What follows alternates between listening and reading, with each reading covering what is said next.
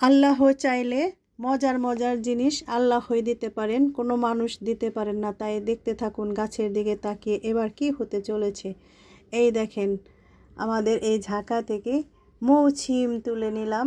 এই ছিমগুলো পাতা আর ছিমের কালার সেমটা হয়ে থাকে। একই কালার দেখার কারণে অনেক সময় দেখা যায় ছিমগুলো পেকে যায় বা বাতি হয়ে যায়, অনেক জায়গায় পালিয়ে পালিয়ে থাকে, ওকে খুঁজে পাওয়া মুশকিল হয়ে যায়।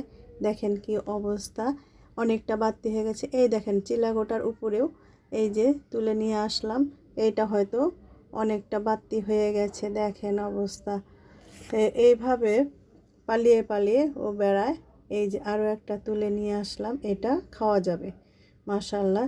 এই ছিমগুলো খেতে অসাধারণ, দেখতেও অসাধারণ। আপনি যেভাবেই খাবেন সবভাবেই ওকে খাওয়া যায়।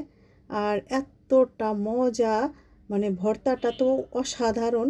আবার কোনো কিছুর মধ্যে আপনার ওই কোনো মাছ বা অন্য অন্য তরু তরকারি বা ডালের মধ্যে দিলেও অনেক মজা। আপনারা এভাবেই খাবেন। ভালো থাকবেন। আসসালামু আলাইকুম।